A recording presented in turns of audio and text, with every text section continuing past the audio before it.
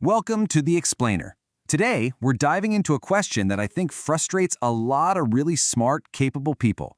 Why isn't all your hard-earned expertise translating into real, meaningful impact?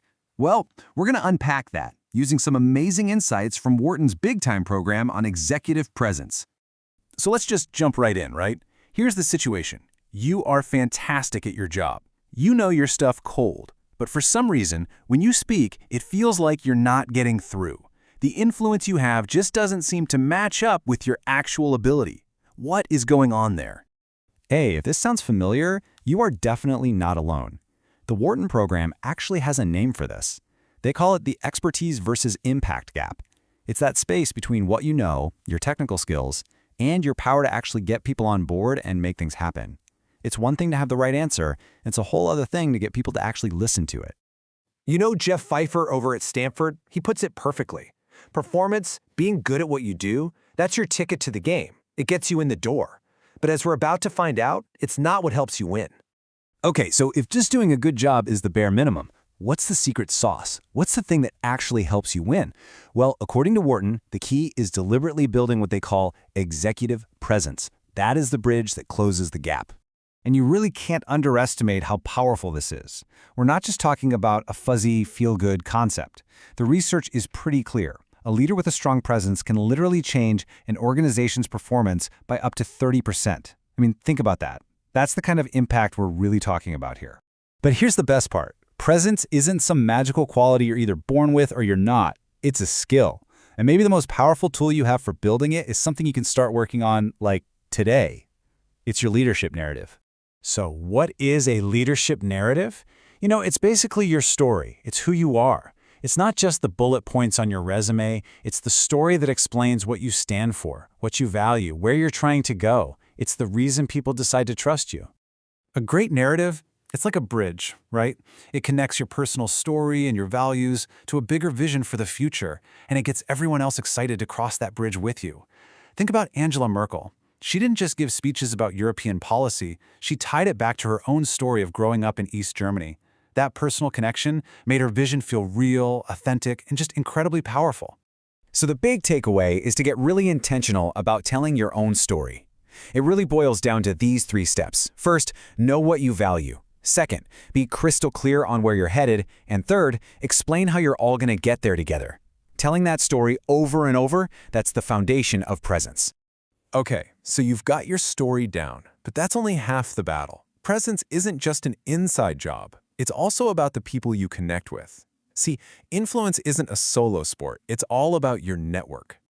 Think about your network as your social capital.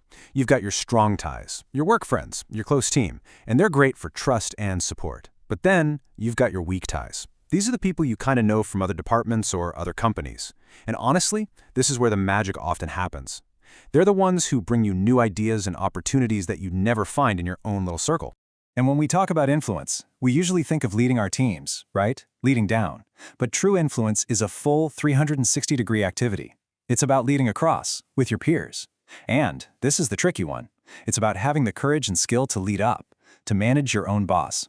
This story about Solomon Brothers is, wow, just a classic, kind of intense example of what this means. You can see how it all unfolded. An employee messes up. He tells his boss, Merriweather, who then tells the CEO. But the CEO just sits on it for months. Finally, it was up to Merriweather, the subordinate, to step up, confront his own CEO, and force him to do the right thing. I mean, that's a huge career risk, but it was absolutely essential. That's leading up. All right. So we've covered a lot of the what and the why, your narrative, your network, this idea of leading up. So now let's get super practical. How can you actually start using these ideas from Wharton, like right now? The program lays out 10 core principles of presence, which is great, but let's just zoom in on 3 of the most powerful ones. Things you can literally try in your next meeting. Okay, first one. It sounds almost too simple. Start by standing still. You know that nervous energy when you're presenting? The pacing, the shifting from foot to foot? It just signals a lack of confidence. The simple act of planting your feet, just grounding yourself, projects this incredible sense of calm and authority. It's a tiny physical adjustment with a huge psychological payoff. Second, find the story.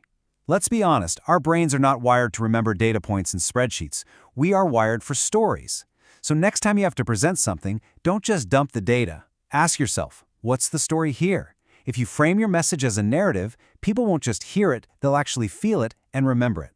And number 3, hold something back. Don't just lay all your information out on the table at once. You got to build a little suspense.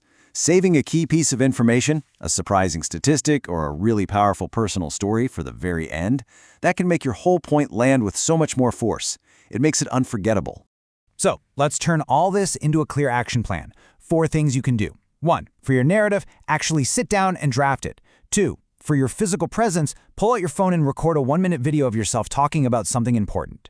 3. For your network, find one weak tie this week and just reconnect. And 4. To practice leading up, look for just one small way you can help your boss make a better, more informed decision. You know that gap we talked about at the very beginning, the one between your skills and your influence? It's not a permanent wall. It's really just an open space. And the thing is, you now have the blueprint to build a bridge right across it. So the only question left is, where are you going to start building?